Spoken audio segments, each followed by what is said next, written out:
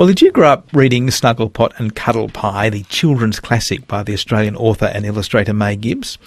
This year marks the centenary of the first appearance of her bare-bottomed gumnut babies, which have now become part of our national folklore, transforming the Australian bush into a place where wildflower babies and Banksia men dwell.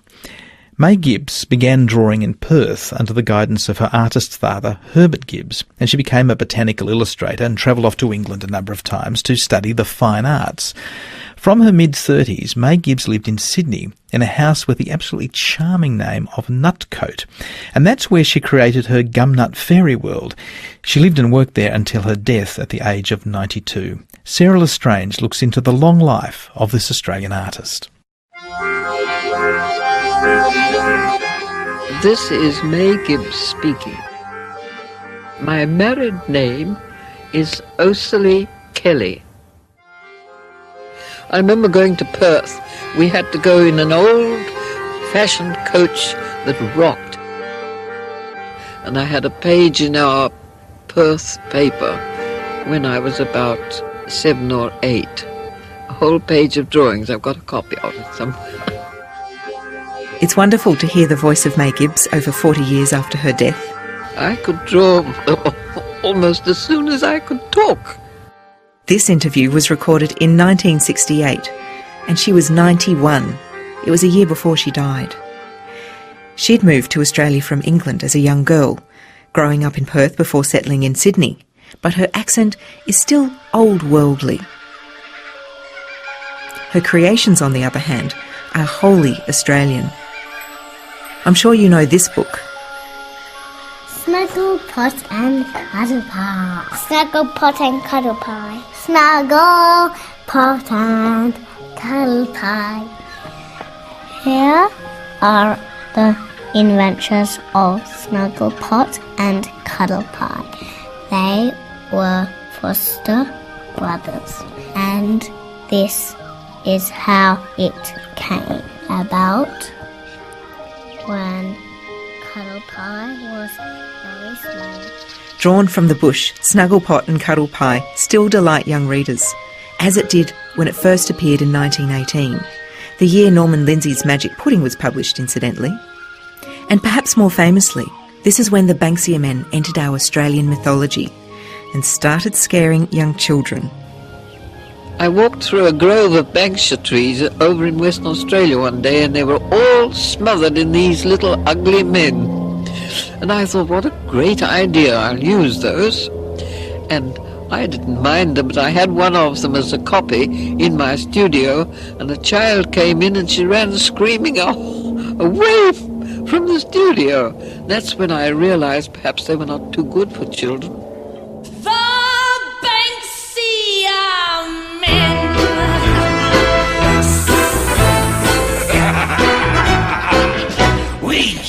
Who can walk through the Australian bush and see a banksia tree and not be familiar with May's work and not immediately recall to mind a banksia man? We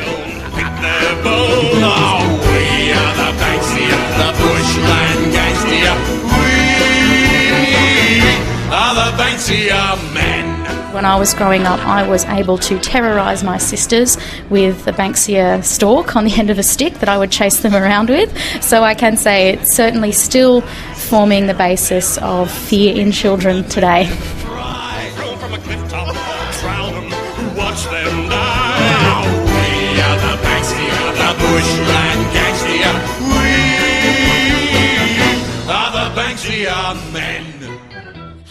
May Gibbs expert Robert Holden and curator Courtney Eckler, with strong memories of those scary Banksia men.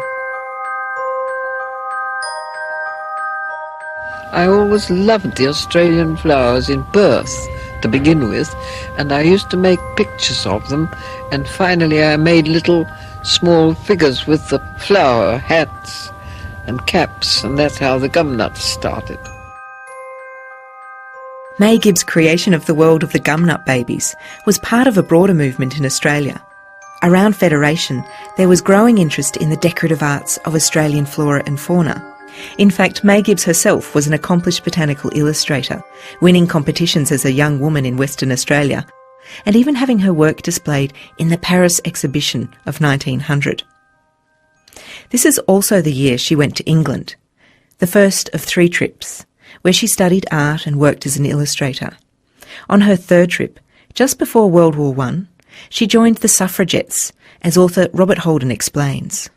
She's front row at their meetings, and she's front row because they, recognising her artistic skills, she is there to observe speakers on the stage and draw them from life, and then those drawings are reproduced as covers on their magazine, The Common Cause. She's drawing Emily Pankhurst and George Bernard Shaw, who's debating with her, and people like that. She's drawing these quickly, very cleverly, very economically, and then they're published as the cover illustration for this very important magazine, very rare magazine now, of course. Who would have thought? And if we wouldn't know it was May Gibbs, of course, unless we had that little tiny MG with the circle around it down in the corner, that really sort of a monogram that she developed and used all her life. She also did caricatures for the Common Cause. There's a caricature of Winston Churchill. There certainly is, yes. It's a wonderful black and white caricature in the Common Cause, not just of Winston Churchill, but of other speakers as well. And this is one of her greatest strengths. I mean, when she, in fact, decided to come back to Australia, as I said, on the eve of World War I, she thought that she would come back and that her training would lead her more to do portraits and maybe caricatures for the local press, but maybe even doing just standard portrait work. And she was very good at it. The few surviving portraits that we have are exquisite in their detail. They're beautifully done. She could have done that. And it was, of course, it was a very validated area for an artist, and for a woman artist particularly, to do. But her training had been so diverse and the background had been so diverse that she moved into work for children's book illustration, and it just took off.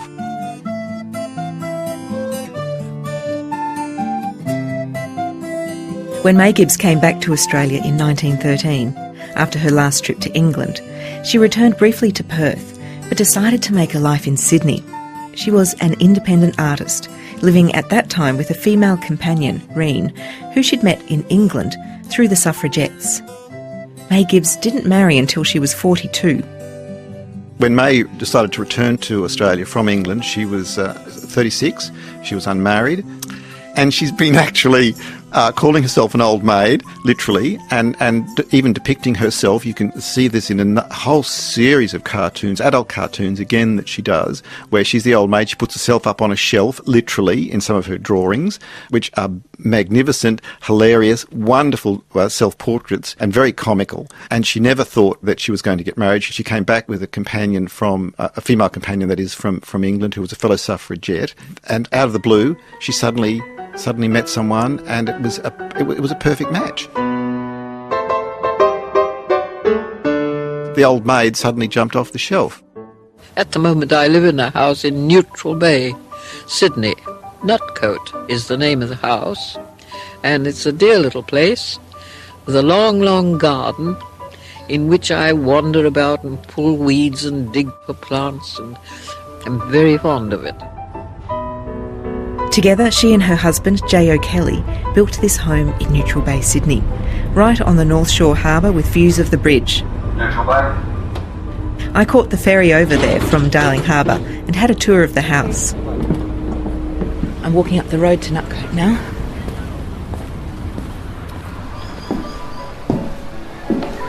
Good morning and welcome to Nutcote, the home of May Gibbs. My name is Courtney Eckler. I'm the curator at the museum. We're just going to go through a tour of the house today and talk about May's life here. She lived in this house from 1924 until her passing in 1969. It's such a modest house. Yes, it is. May wanted the house to be compact and easy to manage. She was first and foremost an artist and didn't like doing things like cooking or cleaning. So when we get to her kitchen, we'll see how small it is compared to the main bedroom of the house and also her large studio, which was the main focus of this property. I used to walk about the garden, weeding the garden and loving it, with a book in my pocket and a pencil. And that's where I got all my ideas. I used to think of them when I was gardening, and I'd write a note of them.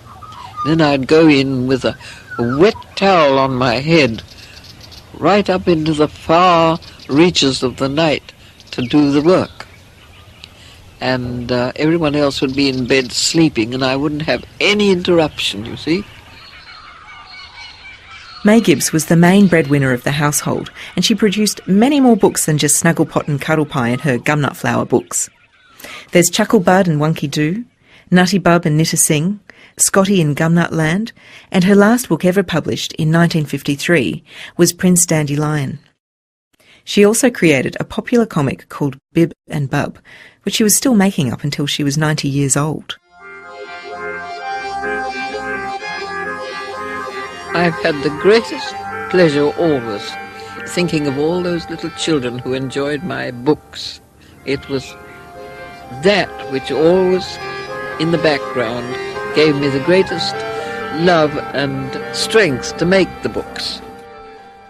As a lasting legacy, May Gibbs left a bequest in her will to 2 Sydney-based charities.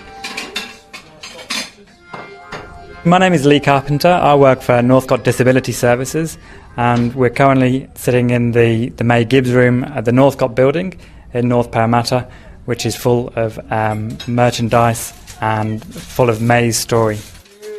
Because Northcote, formerly known as the New South Wales Crippled Children's Society, was very fortunate enough to receive a half share in the royalties of May's works. We share that royalty with the Cerebral Palsy Alliance, formerly known as the Spastic Centre of New South Wales. So along with the books, there's a range of products bearing May Gibbs illustrations: cake tins, diaries, calendars, fabric, even nappies and baby oil. And a share of the royalties from the sale of these products is divided between the 2 charities. The work is now almost 100 years old, and we need to be able to tastefully recreate that work for a market of today. As far as I can remember, always everything had a character of its own, and everything became alive to me. It was just a fairy tale all the time.